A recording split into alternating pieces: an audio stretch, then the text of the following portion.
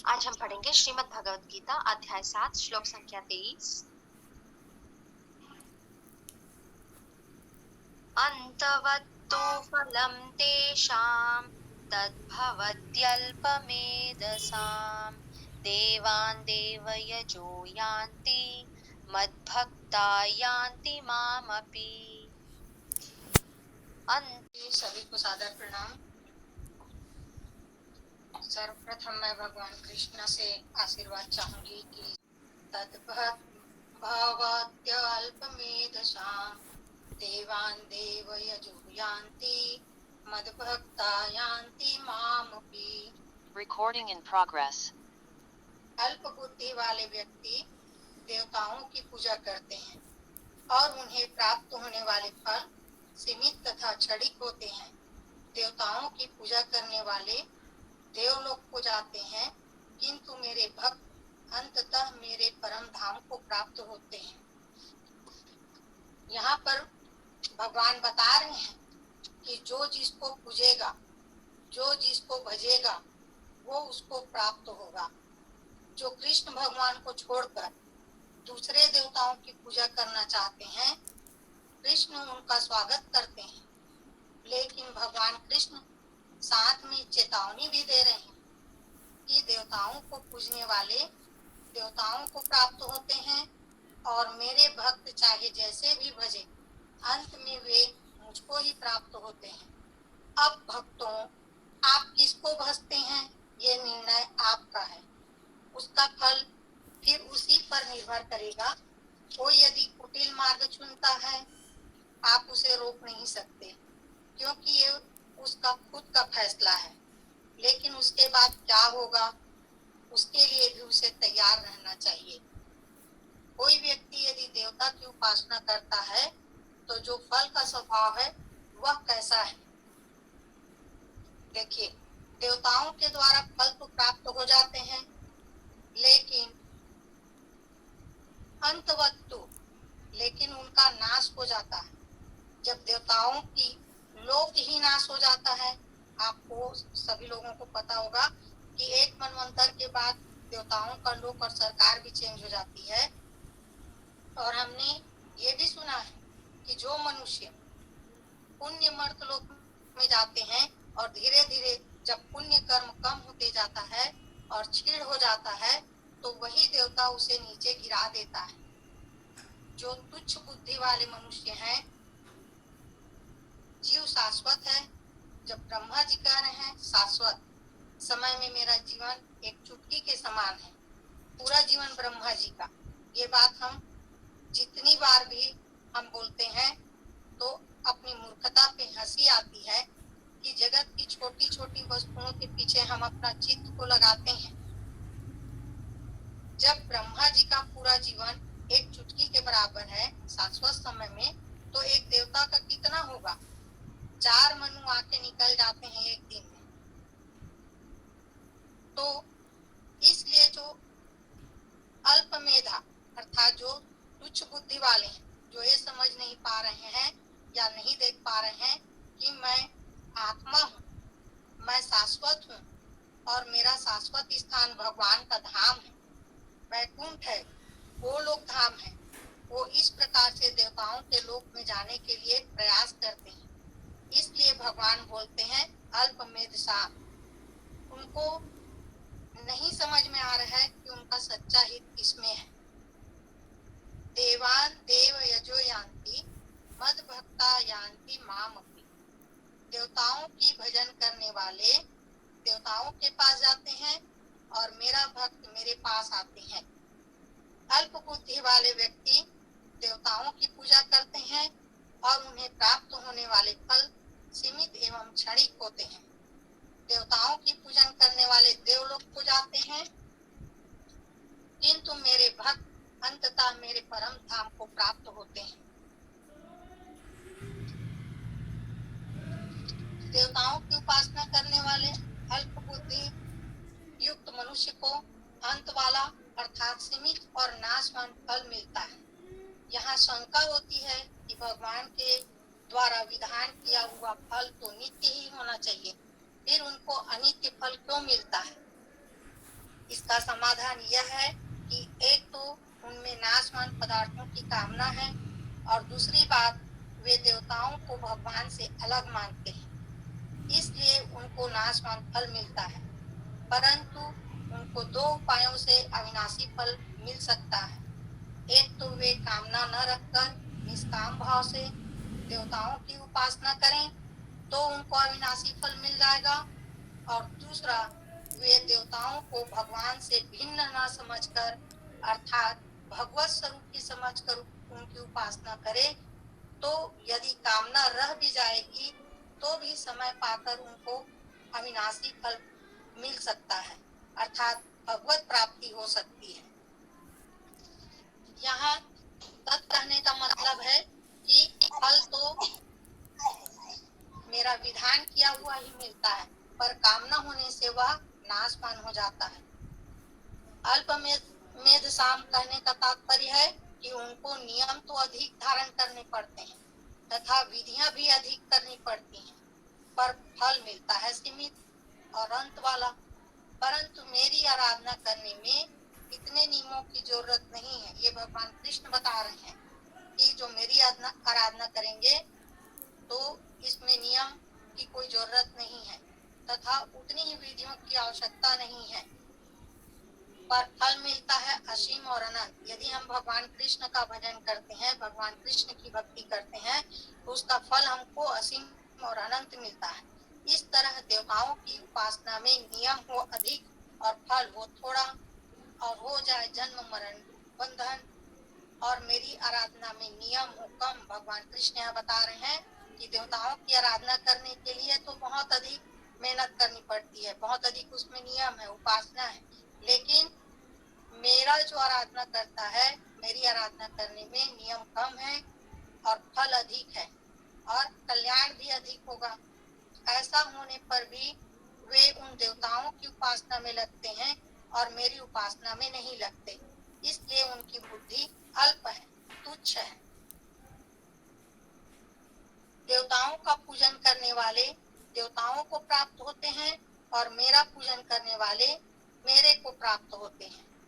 यहाँ आपकी शब्द जो आया है उसका मतलब बताया जा रहा है। इससे यह सिद्ध होता है कि मेरी उपासना करने वालों की कामना पूर्ति भी हो सकती है और मेरी प्राप्ति तो हो ही जाती है, अर्थात मेरे भक्त सकाम हो या निष्काम वे सब के सब मेरे को ही प्राप्त होते हैं। परंतु भगवान की उपासना करने वालों की सभी कामनाएं पूरी हो जाएं, यह नियम नहीं है। भगवान उचित समझे तो पूरी कर भी दे और न भी करे, अर्थात उनका हित होता हो तो पूरी कर देते हैं और अहित होता हो तो कितना ही पुकारने पर तथा रोने पर भी पूरी नहीं करते। यह नियम है कि भगवान का भजन करने से भगवान के नित्य संबंध की स्मृति हो जाती है, क्योंकि भगवान का संबंध सदा रहने वाला है। अतः भगवान की प्राप्ति होने पर फिर संसार में लौटकर नहीं आना पड़ता। यद गत्वा न निवर्तन्ते, परंतु देवताओं का संबंध सदा रहने वाला नहीं है, क्योंकि वह कर्म जनित है। अतः देवता लोक की प्राप्ति होने पर संसार में लौटकर आना ही पड़ता है। क्षिणे पुण्ये मर्त लोकम विशन्ति, मेरा भजन करने वाले मेरे को प्राप्त होते हैं। इसी भाव को लेकर भगवान ने अर्थार्थी, आर्त, जिज्ञासु और ज्ञानी, हमने पिछले 7वें अध्याय के 16वें नंबर के श्लोक में हम ये 4 भक्तों के बारे में हमने पढ़ा था कि पहला अर्थार्थी भक्त पढ़े थे, दूसरा आर्त भक्त पढ़े थे, तीसरा जिज्ञासु भक्त पढ़े थे और चौथा ज्ञानी प्रेमी भक्त। इनके बारे में एक उदाहरण के माध्यम से हम इस चारों भक्त के बारे में समझ सकते हैं कि 4 लड़के खेल रहे थे। इतने में उनके पिताजी 4 आम लेकर आए। उनको देखते ही एक लड़का आम मांगने लग गया और एक लड़का आम लेने के लिए रो पड़ा।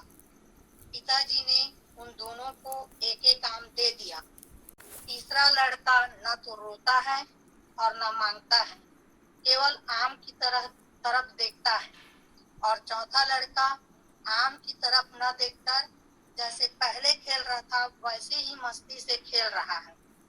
उन दोनों को भी पिताजी ने एक एक आम दे दिया। इस प्रकार चारों ही लड़कों को आम मिलता है। यहाँ आम मांगने वाला लड़का अर्थार्थी है, रोने वाला लड़का आर्त है, केवल आम की तरफ देखने वाला जिज्ञासु है और आम की परवाह न करके खेल में लगे रहने वाला लड़का ज्ञानी है। ऐसे ही अर्थार्थी भक्त भगवान से अनुकूलता मांगता है, आर्त भक्त भगवान से प्रतिकूलता दूर कराना चाहता है, जिज्ञासु भक्त भगवान को जानना चाहता है और ज्ञानी अर्थात प्रेमी भक्त भगवान से कुछ भी नहीं चाहता। अर्थार्थी, आर्त, जिज्ञासु और ज्ञानी ये चारों ही भक्त भगवान निष्ठ हैं। अतः इनको योग भ्रष्ट पुरुषों में नहीं लिया जा सकता। ऐसे ही अर्थार्थी और आर्त ये दोनों सकाम पुरुषों से अलग हैं, क्योंकि इन दोनों भक्तों में भगवान का आश्रय मुख्य है। सकाम पुरुष कामना पूर्ति में ही लगे रहने के कारण हित ज्ञान है, इसलिए उनको आसुरी संपत्ति वाले पुरुषों में लिया गया है। यद्यपि अर्थार्थी आदि भक्तों में जो कुछ न्यूनाधिकता है वह कामना के कारण ही है, परंतु कामना होते हुए भी वे हित ज्ञान नहीं है। उनको तो भगवान ने सुकृतिन और उदारा कहा है। जो भगवान के शरण होते हैं उनमें सकाम भाव भी हो सकता है, परंतु उनमें मुख्यतः भगवान निष्ठ होने की ही होती है। इसलिए उनकी भगवान के साथ जितनी जितनी घनिष्ठता होती जाती है उतना उतना ही उनमें सकाम भाव मिटता जाता है और विलक्षणता आती जाती है। इसलिए उनको भगवान ने उदारा कहा है और ज्ञानी भक्त को अपना स्वरूप बताया है। ज्ञानी त्वात्मय में मता। आगे देखते हैं, यहाँ मत भक्ता यान्ति माम अपि शब्द आया है, तो इसका तात्पर्य है कि जीव कैसे ही आचरणों वाला क्यों न हो, अर्थात वह दुराचारी से दुराचारी क्यों न हो, आखिर है तो मेरा ही अंश। उसने केवल आसक्ति और आग्रह पूर्वक संसार के साथ संबंध जोड़ लिया है। अगर संसार की आसक्ति और आग्रह हो तो उसे मेरी प्राप्ति हो जाएगी। सब कुछ भगवत स्वरूप ही है और भगवान का विधान भी भगवत स्वरूप है। ऐसा होते हुए भी भगवान से भिन्न संसार की सत्ता मानना और अपनी कामना रखना, ये दोनों ही पतन के कारण हैं। इनमें से यदि कामना का सर्वथा नाश हो जाए तो संसार भगवत स्वरूप दिखने लग जाएगा, और यदि संसार भगवत स्वरूप दिखने लग जाए तो कामना मिट जाएगी। फिर मात्र क्रियाओं के द्वारा भगवान की सेवा होने लग जाएगी। अगर संसार का भगवत स्वरूप दिखना और कामना का नाश होना दोनों एक साथ हो जाए तो फिर कहना ही क्या है। देवताओं की उपासना करने वाले तो अधिक से अधिक देवताओं के पुनरावर्ती लोकों में ही जा सकते हैं, पर भगवान की उपासना करने वाले भगवान को ही प्राप्त होते हैं। हाँ, अगर साधक की देवताओं में भगवत बुद्धि हो अथवा अपने में निष्काम भाव हो तो उसका उद्धार हो जाएगा, अर्थात वह भी भगवान को प्राप्त हो जाएगा। परंतु देवताओं में भगवत बुद्धि न हो और अपने में निष्काम भाव भी न हो तो उद्धार नहीं होगा। देवताओं की उपासना का दोष यह है कि उसका फल अंत वाला अर्थात नाशवान होता है, क्योंकि देवता खुद भी सीमित अधिकार वाले हैं। जैसे कि स्तुति माता जी ने पिछले श्लोक में बताया था, जैसे सरकारी अफसरों को एक सीमित अधिकार दिया जाता है कि तुम लोग अमुक विभाग में अमुक अवसर पर इतना खर्च कर सकते हो, इतना इनाम दे सकते हो। ऐसे ही देवताओं में एक सीमा तक की देने की शक्ति होती है, अतः वे उतना ही दे सकते हैं, अधिक नहीं। देवताओं में अधिक से अधिक इतनी शक्ति होती है कि वे अपने अपने उपासकों को अपने अपने लोकों में ले जा सकते हैं, परंतु अपनी उपासना का फल भोगने पर उसको वहां से लौटकर पुनः संसार में आना पड़ता है। यहाँ पर भगवान की उपासना यदि वे अल्प बुद्धि वाले न होते तो नाशवान फल देने वाले देवताओं की उपासना क्यों करते? भगवान की उपासना करते अथवा देवताओं में भगवत बुद्धि करते। भगवान की उपासना तो बड़ी सुगम है, उसमें विधि की, नियम की, परिश्रम की जरूरत नहीं है, उसमें तो केवल भाव की प्रधानता है। परंतु देवताओं की उपासना में क्रिया, विधि और पदार्थ की प्रधानता है। मनुष्य को संसार की कितनी ही विधाओं का, कला कौशल आदि का ज्ञान हो जाए तो भी वह तुच्छ बुद्धि वाला ही है। वह ज्ञान वास्तव में अज्ञान को दृढ़ करने वाला है, परंतु जिसने भगवान को जान लिया है उसको किसी सांसारिक विद्या, कला कौशल आदि का ज्ञान न होने पर भी वह सर्वविद सब कुछ जानने वाला। हरे कृष्ण प्रभु जी, हरि बोल।